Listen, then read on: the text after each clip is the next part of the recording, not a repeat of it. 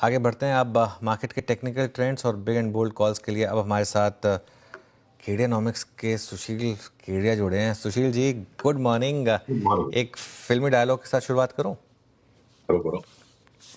आज खुश तो बहुत होंगे आप। देखो, हमें हमें आदत, हम दुखी कभी नहीं होते। लेकिन वो जो आपने कॉल ली थी उसमें एक काफ़ी हद तक उसकी शुरुआत तो हो चुकी है शायद। अब ये जो मूव आ रहा है, इसको प्योर काउंटर ट्रेंड रैली माना जाए या एक बहुत बड़े और सुपर ट्रेंड की शुरुआत हो चुकी है आपके हिसाब से? क्या व्यू रहेगा? अभी भी उस पर निर्णायक बात करना अपरिपक्वता हो सकती है। उदाहरण से मैं एक्सप्लेन करूंगा। इन लेवल्स पर भी जब सर चकराने लग गया कि 21,800 900 से 22,000 से आप फ्यूचर्स देखते हो, कैश देखते हो, इंडेक्स का लेवल, वहां से अगर हम 23,800 तक आ गए, ये 17,1800 1900 पॉइंट देखते देखते आ गए, अब क्या करें? तो यहां मान लो इस सवाल का जवाब ढूंढने में हमने ये निकाला कि आईटी के जो स्टॉक्स मन में आए, इंडेक्स के लेवल्स को नजरअंदाज करके अभी भी यहां से लेने के सब में ट्रिगर्स आ रहे हैं। इन्फोसिस का ट्रिगर तो आ जाए है इतनी लेट से, तो फिर आईटी यहां से बढ़े और बैंकों में मोटा करेक्शन आ जाए, तो ये अनिश्चितता हमेशा बनी रहेगी और अनिश्चितता के रूप बदलेंगे। पर अब आपके प्रश्न को अगर मैं आके जोड़ूं, क्या रिलायंस में जो लास्ट लोएस्ट भाव आ गए वो दोबारा लौटने का भय लगता है? मेरे को लगता है 1800 आने के पहले भी लोएस्ट भाव जो आ गए वो नहीं आएंगे। क्या बीपीसीएल के जो लोएस्ट भाव आ गए थे 240 के दोबारा लौटेंगे? एनजीसी के लौटेंगे? कोल इंडिया के लौटेंगे? हिंदुस्तान लीवर या एशियन पेंट्स के लौटेंगे? नहीं लगता है, नहीं लौटेंगे।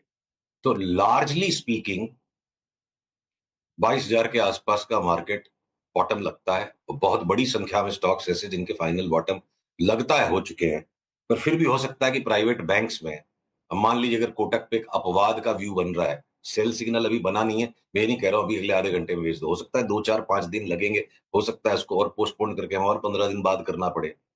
पर लार्जर पैटर्न को देखते हुए लगता है कि कोटक वापस 1500 के भी नीचे चला जाए जो लास्ट 1500 गया था। तो individual stocks with in sectors, सब सेक्टर्स में अभी भी डिसअपॉइंटिंग मूव्स आ सकते हैं। उस एक डिसअपॉइंटमेंट को हम जहां ढूंढ रहे हैं कि प्राइवेट सेक्टर बैंक्स, अगला करेक्शन जो भी आए उसमें प्राइवेट सेक्टर बैंक्स को हम हो सकता है शॉर्ट कर दें और पीएसयू बैंक्स को करेक्शन के बाद दोबारा से बड़ी तेजी के लिए ले लें। तो इसलिए अनुज, हमें सावधान रहते हुए परत दर परत बाजार को लगातार काम करना पड़ेगा। पर ब्रॉडली स्पीकिंग मैं आपकी बात से सहमत हूं, मतलब 22,000 का बाजार लगता है कि ब्रॉडली स्पीकिंग 22,000 का बाजार वो दैट सिट कर चुका है। बिल्कुल। और इसको यहाँ से क्या लीड करेगा? क्या रिलायंस लीड करेगा, आईटी लीड करेगा, लार्ज बैंक्स? अब तक तो सभी चले हैं पिछले 3 4 दिन में तो। अभी भी कुछ स्टॉक्स ऐसे हैं जिनको चलना बाकी है, जैसे आईटी। अब जो आईटी पे मान लीजिए भर्त्सना हुई हमारी, 2,000 पे इन्फोसिस में बोल दिया 1,200 तक भी जा सकता है। ये तो बोला नहीं था 1,200 जाएगा और मार्च के महीने में आएगा, मार्च के महीने में 1,500 तक आ गया। तब हो सकता है कि इन्फोसिस यहां से वापस नया हाई दिखाए, वो 1,200 वाले भाव 2026 की मंदी में आएंगे। तो एक लीड और लैग आगे पीछे चलते रहेंगे अनुज, बट लार्जली स्पीकिंग देखिए, जो लार्ज कैप स्टॉक्स हैं, रिलायंस जैसे स्टॉक 50% अगर बढ़ जाते हैं, ओएनजीसी जैसे स्टॉक्स जो है लार्ज कैप पर सेकंड टीयर में आते हैं, उनमें अगर ऊपर में 70% तक का अपसाइड दिखता है, तो जो छोटे वाले स्टॉक्स है, अभी मैं खाली फ्यूचर्स की लिस्ट की बात कर रहा हूं, कि सेल जैसा स्टॉक यहां से 3 गुना हो जाए, एनएमडीसी 3 गुना हो जाए, तो रेंजेस ऑफ पोटेंशियल रिटर्न्स हैं commensurate to the potential returns, उनकी रिस्क भी उसी अनुपात में ज्यादा है। अब अगर आप जैसे भी थोड़ी देर पहले हेल्थ केयर में आपकी बात हो रही थी, तो अगर मैं बोलूं कि अपोलो हॉस्पिटल्स में खाली एक रिबाउंड आएगा और वो पुराने हाई को टेस्ट करेगा, उससे ज्यादा शायद नहीं जाए। पर आपके ये जो डायग्नोस्टिक्स की कंपनियां हैं सारी की सारी, ये सब 70-80% अगर बढ़ जाए, तो अलग अलग साइज के स्टॉक्स सेम सेक्टर में भी अलग अलग टाइप के रिस्क रिवॉर्ड का सेटअप देंगे। तो लीड लैग के बारे में अभी निश्चित तौर पे कहना, और शायद ये लीड लैग टर्म जो है ना कंफ्यूज कर जाएगा, इसलिए मैं उसको अवॉइड करना चाहता हूँ। सुशील जी, ये मेटल्स जो शायद 22,000 से लेकर इस 23,800 तक के सफ़र में सबसे बड़ा कंट्रीब्यूशन दे के भी गए थे, या फिर पहले इंस्टेंस में वही चलना शुरू जो हुए थे, इस पर आप व्यू क्या रखते हैं मेटल्स पे? मेटल्स में एक बार जो होना था हो गया, अब यहां से धोखा देंगे ये। ठीक है, 30,000 पे लगा था कि ये 30,000 वाली चाल इनमें शुरू हो गई, पर अब जो चाल जिस तरीके की बनकर आई है, मुनाफा खा के मेटल्स में एक बार ब्रॉडली स्पीकिंग साइड हट जाना चाहिए और काफी रिटर्न दे चुके हैं ये।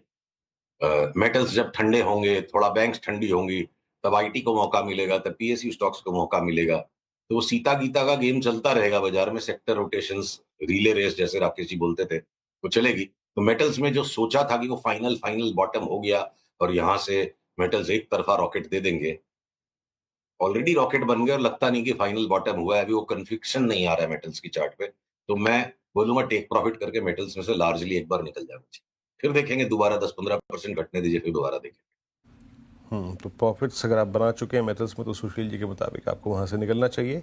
ये जो 4-5 एनबीएफसीज ने लीड ली थी सुशील जी इस बार, बी2, बजाज फाइनेंस, बजाज फिनसर्व, आप श्रीराम फाइनेंस को देखिए, चोला को देखिए, इवन मन्नापुरम, मुथूट को देखिए, गोल्ड के चलते यहाँ पर भी काफ़ी तेज़ी आई थी।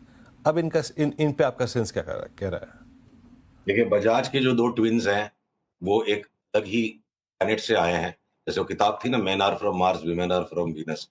बजाज के स्टॉक से भगवान मालिक के क्या छाप लगी हुई है, ये अलग ही बिहेव करते हैं, इनका स्वैग ही अलग है। मेरे को लगता है बजाज के दोनों ट्विन्स का स्वैग खत्म होने का टाइम आ गया है। वो ठीक है, कलाई मरोड़ रहे हैं ट्रेडर्स की और वो ऊपर तक स्क्वीज़ मारे जा रहे हैं। अगर हमें मौका छूट गया हमारा मान लो तेजी करके उसमें कमाने का, तो हमें कोई अफ़सोस नहीं होगा, क्योंकि एनालिटिकल बेसिस पर मैनिपुलेशन हो जाए या कोई आकस्मिक घटना हो जाए वो अलग बात है। प्योर एनालिटिकल बेसिस पर बजाज ट्विन्स में ऊपर रिटर्न्स की जगह बहुत ही नॉमिनल बची है और एक्सपेक्टेड एनालिटिक्स जो प्रेडिक्ट कर पा रही है उसके हिसाब से अगर डाउन ट्रेंड इनमें आ गया, तो नीचे कितना फॉल है उसका अभी मैं वर्णन करूँ इस तेजी के बाजार में, तो बेवकूफ़ कहलाऊँगा। अब बचती है आपकी श्रीराम फाइनेंस, तो एक बार के लिए हम टेक प्रॉफिट के कॉल पे हैं। श्रीराम फाइनेंस में 510 पे बाई था, 674 पे अब आप नया नहीं ले सकते। जो है उसको बनाए रखिए और 670 600 660 का ट्रेलिंग स्टॉप लॉस रखिए और मुथूट मन्नापुरम में भी लगता है कि जो होना था एक बार के लिए इनका काम हो चुका है और सेल सिग्नल आने की देरी है। रादर ये कहिए मुथूट मन्नापुरम और श्रीराम में फर्दर बाइंग सस्पेंडेड है। 2 दिन वाली ट्रेडिंग हम करते भी नहीं है, उसके बारे में रिकमेंडेशन भी नहीं करेंगे। आपसे वीक में 1 बार मिलते हैं तो मैं 15 दिन का पर्सपेक्टिव कम से कम लेके चलूँगा आपके यहाँ। जिस फ्रीक्वेंसी पे बात करते हैं उससे डबल टाइम फ्रेम। 2 दिन का मुझे नहीं पता और मैं अनुमान नहीं लगाना चाहता। पर मुथूट मन्नापुरम, श्रीराम इन सब के करीब-करीब ऊपरी स्तर आ गए। अब यहाँ टाइम पास करते हैं, इमीडिएट रिवर्सल देंगे, वो अगले मंगलवार तक चल जाएगा। ये, पता नहीं अब आपने देखा है नहीं, ये इंडसइंड बैंक का चार्ट क्या कह रहा है सुशील जी? ये क्या इस तेजी में भी अब नहीं चल रहा? वो आरबीआई की न्यूज़ के बाद लगातार वन वे डिक्लाइन, क्या ये वापस अपने कोविड लोज की तरफ जा रहा है? ये इस प्रश्न का उत्तर निकालना बड़ा कठिन है कि ये कोविड लॉस तक जाएगा या नहीं जाएगा। शायद ये नहीं जाएगा। मुझे लग रहा है कि अब ये बॉटमिंग आउट ज़ोन में है।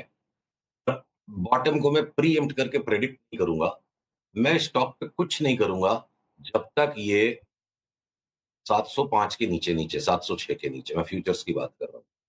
जिस दिन ये 706 के ऊपर चल निकलेगा, ये आपको लगेगा कि 647 से 706 कितना ऊपर है, तो ठीक है, वो उस तरह की वॉलेट वो मतलब सस्ता लेने के चक्कर में हो सकता है ₹100 लग जाए। तो इसको एक बार 706 के ऊपर जाने के बाद हमारा रुझान हो जाएगा कि ये तेज़ी की तरफ चल चुका है।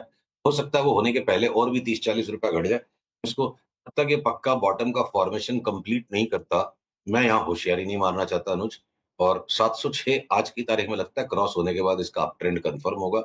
हो सकता है कि उसके और 2 सप्ताह गुजरने के बाद वो 706 की जगह वो लेवल 665 का हो जाएगा। फिलहाल मैं इंडसइंड में कुछ नहीं करूँगा, 706 के ऊपर निकलेगा तो तेज़ी करूँगा। इस भाव से और मंदी करना समझदारी नहीं लगती। आपकी तरफ से इस समय चार्ट पर कौन से स्टॉक्स हैं जो ब्रेकआउट के एकदम तैयार हैं, जिनको आप इस भाव पे भी लेना चाहेंगे? आईटी के स्टॉक्स, मैं स्पष्ट कह चुका और उसके सिवा थोड़े-थोड़े पुलबैक में दुनिया भर के स्टॉक्स हैं जो अब आप ले सकते हो। कैश के अंदर में इतनी बड़ी लिस्ट है कि आपको मुझे 1 घंटे का टाइम देना पड़ेगा।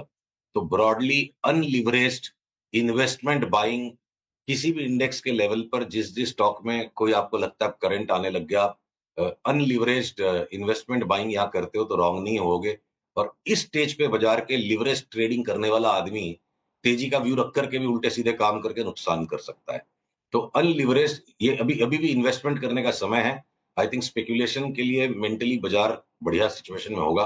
जब हम 24,200 के ऊपर होंगे या हम वापस 23,000 पे होंगे। तो एक बार 700-800 पॉइंट का रिस्क है और उस रिस्क को अगले 10-15 दिन में बैंक्स लीड कर सकते हैं। लॉन्ग टर्म कॉल अपनी जगह, साल भर वाला आपको मुझे हर वीक बात करनी है तो 15 दिन का पर्सपेक्टिव ही है। बैंकों से निकलिए, आईटी के स्टॉक्स लीजिए और इन्वेस्टमेंट करने का मजा लीजिए, सट्टा करने का टाइम बाद में आएगा। कोई शॉर्ट भी है फिर इस समय मार्केट में? इंतजार में 1-2 दिन में हमें वो पैटर्न्स कंफर्म्ड मिल जाते हैं अगर, तो हम कोटक बैंक, आपको लगेगा कि बड़ी विवादास्पद मैं बात कर रहा हूं, पर मैं चार्ट का गुलाम हूं। मैं जजमेंट्स कौन क्या लेगा मेरे बारे में उसकी बिल्कुल परवाह नहीं करता, मैं सिर्फ चार्ट्स की परवाह करता हूं। मैंने आपको बोला कि कोटक बैंक की चार्ट अगर स्क्रीन पे दिखा सकता है पीसीआर, देखिए मैं कोटक बैंक में 1500 तक तो चाल कभी भी इसकी बन जाएगी, एकदम उड़ता बलून है, मैं इसको शूट नहीं करूंगा। 2-3 दिन में जहां ये प्रीवियस डेज लो के नीचे बंद आना शुरू हो जाएगा, वहां से मैं इसकी शॉर्ट सेल इनिशिएट करूंगा। अगर मैं कोटक में सौदा करूंगा तो शॉर्ट का ही करूंगा, नहीं मिलेगा वो ट्रेड तो नहीं होगा, मैं लॉन्ग नहीं करूंगा। तो if I am pressed down, अगर आप मुझे अपने अंगूठे के नीचे दबा देते हो कि बता एक शॉर्ट तो बताना पड़ेगा, तो बनेगा सेटअप तो कोटक शॉर्ट करेंगे, वरना और कुछ नहीं करेंगे। ओके, चलिए सुशील जी बहुत बहुत शुक्रिया आज हमारे साथ जुड़ने के लिए। अगले मंगलवार फिर बात करेंगे आपसे।